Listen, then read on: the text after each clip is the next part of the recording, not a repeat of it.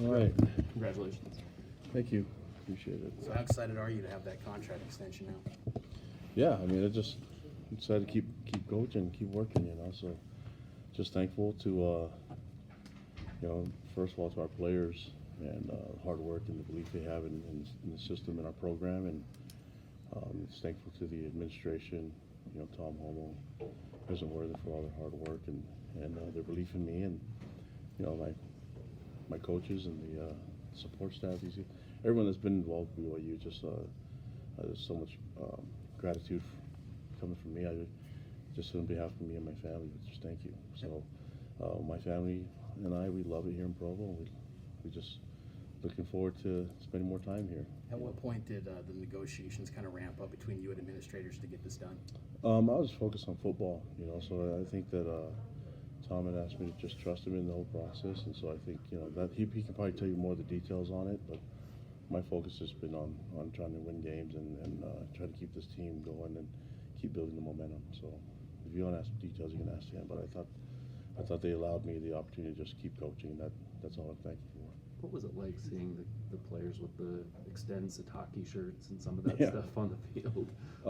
Politics. Well, you know, yeah, I love them, and you know, I don't think they need to do that, right? But these guys know, and these coaches have worked really hard, and the feeling that we have together as a program, I think people can kind of see what we're about and that we care about each other, and you know, they care about the fans, and so I just that was got me emotional just thinking about it, you know, emotional around that time, and I'm really thankful to be their coach, and we have such great kids, you know. But I think probably spent enough time talking about it. I'll be honest with you, we got an opportunity to win games this week and build on the momentum that we have. And I've said this before, you've heard me say it before, that this program is not about one player. So this press conference has gone long enough talking about one coach, so it won't be about a coach either. So we're just going to keep focused on the players and giving the fans what they want.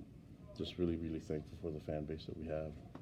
Excited about them showing up and showing our seniors the love, and you know, for our seniors to get the win, that was a real cool moment. We do have to ask about Tom's reveal in the locker room, though. What was that moment like? I don't know. I wasn't. It surprised me, you know, but it was cool.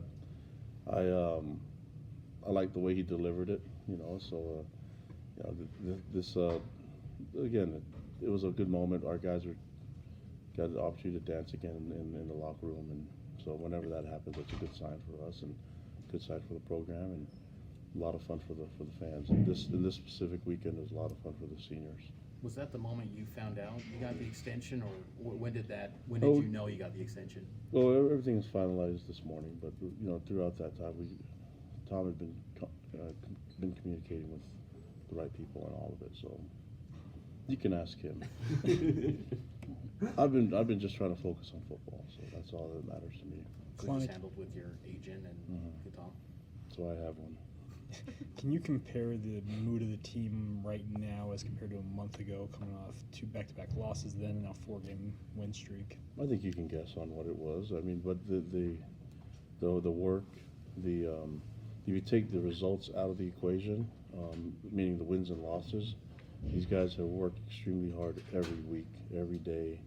They come to work. The players have been focusing on each other, growing close as a group, and yeah, so that hasn't changed. The guys have been really hard workers, and they understand what it takes to be successful, and that's all I can ask for as a coach. And that's a huge indicator coming from their families and what we get to work with. So I have great young men to work with, great fan base to entertain, and it's a really cool mix right now.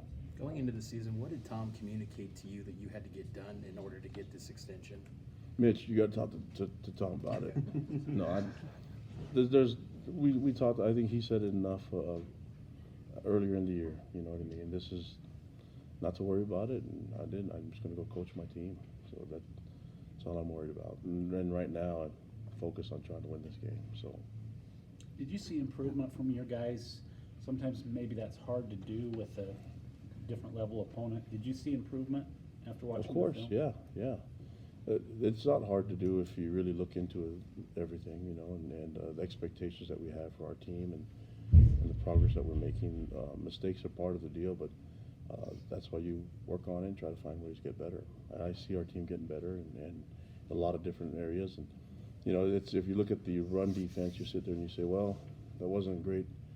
There wasn't great in the results that we got, but you look at two runs equal about 85 yards. And so maybe you focus on those two runs and make sure that we don't give up those big plays, you know. So you focus on a few things, but you don't just make a general statement like run defense was poor. There's two runs that were really poor, and the guys that were on the field who have to learn from it and get better. And so we go into specifics and evaluate everything, and don't make general statements about everything, because then it diminishes the other plays where the guys actually played a really good, solid defense and got some turnover on downs because of the run defense. And so I use that as an example on how we evaluate everything, and you know, that's kind of how we go about our business. From your film study, what did you like about Zach's performance from Saturday? Yeah, it's just nice for him to get back on the field. The one thing that I'll say that I really liked was that after he threw the interception, he was back in there making the tackle. So, you know that that's how he injured himself from the beginning, and so it seems like that's not something that's still living up there in his head. He's just playing football, you know, and I think it was really good for him to get those reps and to be in there and get the feel of the game and have a lot of different variety types of plays, and you know, just looking forward to him, you know, getting better and improving on how he did. And I think the mistakes kind of clouds a lot of the issues, and when you're trying to look at momentum and you're looking at some big gains and some big plays, and then they're taken away from penalties and things like that. That's stuff that we can work on. I know holding penalties, that's part of the game as well, but the things that I mentioned before, things that we can really control are the administrative ones, like false starts. We had an offsides on defense that shouldn't have happened, and that's the stuff that we can really control, and that's our job as coaches to make sure that it gets done. You plan to give some extended rest to Baylor as he kind of heals from some of the injuries he's been battling? They're feeling better today, so we're going to go out and practice today and see how it goes from there. But yeah, we'll see. I was pleased with the way Joe came in and performed as well. So the last 12 minutes, I think we had the ball on that one drive for a long time. Maybe I'm wrong. It just seemed like the defense wasn't even on the field much, and we were looking to get them more reps. And I think the offense kind of, you know, we're able to just grind out the clock and you know, knelt the ball down, and away we go. We got the win and feel really good about the win for our seniors. I think you guys are top 5 in turnover takeaways and top 20 in turnover margin. How has that contributed to this kind of? Yeah, it's huge. Season? I mean, you look at that even in the game specifically, this last game, that, you know, we had some I guess we had some problems the first couple drives, you know, and so it's always a good thing when you can get a turnover and get the scoring going, kind of loosen everything up a little bit.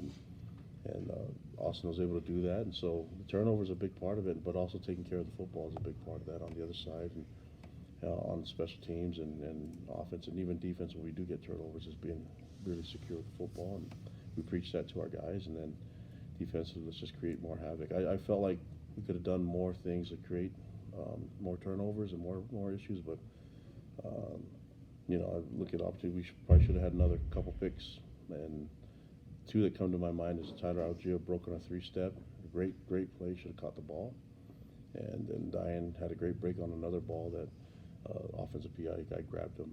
Good move by him. I thought it was a smart move by, I think he's a senior, the receiver did it. And otherwise, Diane's going for 6 the other way around. You know, so, but yeah, we weren't able to get really much disruption in the pass game. We did a lot of things, try to disrupt and get sacks, but they didn't really do as much 5-step as we were hoping for, and then that's part of the game, you know. So when they start going to quick throwing game and things like that, we have to get PBUs and get some picks, and I think that was good enough for what we did, but always got to find ways to improve on it. And I'm never going to be happy with I just think we should have way more turnovers every game. How do you keep a team locked in and motivated against a team that's got one win? Let's just keep building on what we do. And so I've mentioned this before, that we're really focused on what we can get done and being at our best. So this is just another opportunity for us to go see our fans out in the East Coast area and, Amherst and Boston area. So we'll see those fans that will be out there to cheer us on, and looking forward to those guys, our players being at their best for the fans and for themselves too. I think we're creating momentum and creating belief in each other, and so this is something that more focused on what we're kind of trying to get done, and tons of respect for our opponents. That's just how football goes. And not a lot of guys do what our players do, and they are one of them that work hard and put a lot of time into the game. And this will be their last game for the season, so we know it's going to mean a lot to them. And we've said this over and over again. We're going to get their best shot. We got to make sure they get ours as well. You noted on Saturday that you liked what you saw from Keanu Hill. I think he's played in 3 games now. Is what's the strategy with him? Is he planning to redshirt? What are you expecting from him going forward? Are you sure it's 3 games? I want to say they played 1 or 2 or whatever. I think it was in Utah State. Dang it! Yeah, it's some of those decisions that we have to make. I think the cool thing is that we get the extra practices with those guys, but yeah, he's a big playmaker. So getting guys like him on the field, and even Vita Ika and those guys, it gets some reps, and Jackson McChesney and all those guys. It's important. Carter Wheat, and Mason Wake, and all those guys for our progress as a program. So Fessy and Grimes and A-Rod, they have some tough decisions to make with the redshirt year. And you've got a lot of those guys obviously on the recruiting trouble in recent years. I mean, now with this extension, how do you feel that will allow you to maybe close with this current recruiting class, knowing that you're the coach of the future? I want guys that want to be here, and we have guys that we've recruited and committed, and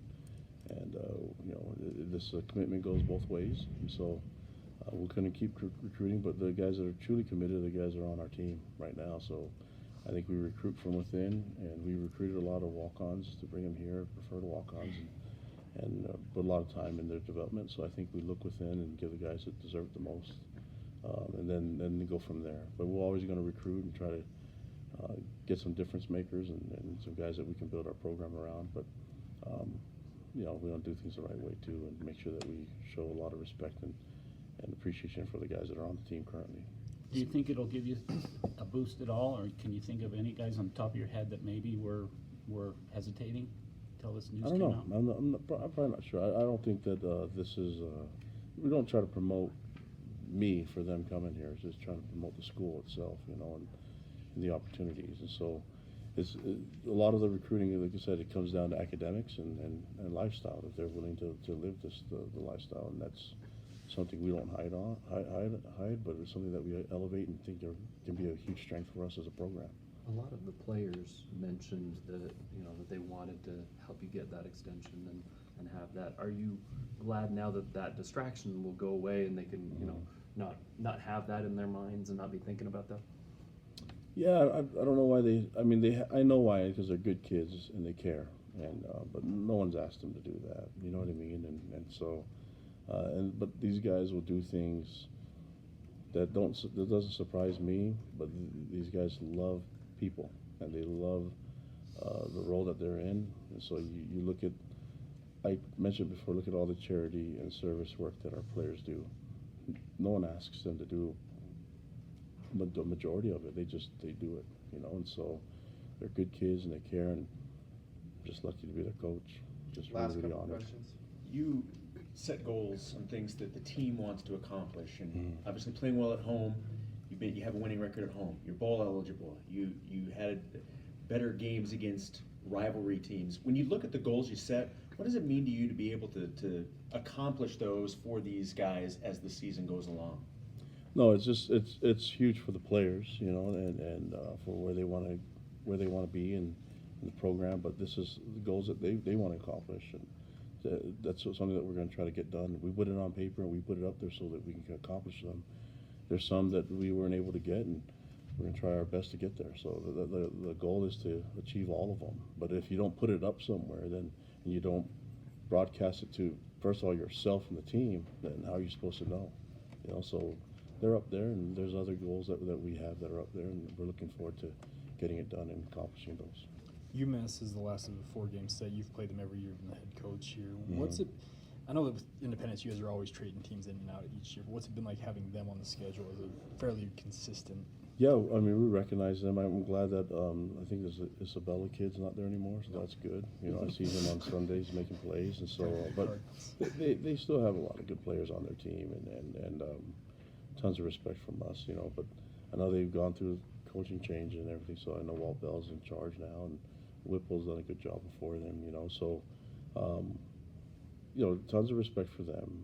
We know that going into the game, we're gonna have to be ready for their best shot, and like I said, we have to make sure they get ours. It's important for me as a coach, and it's important for our coaching staff and our program and these players, and that's for all the guys that will be making the trip.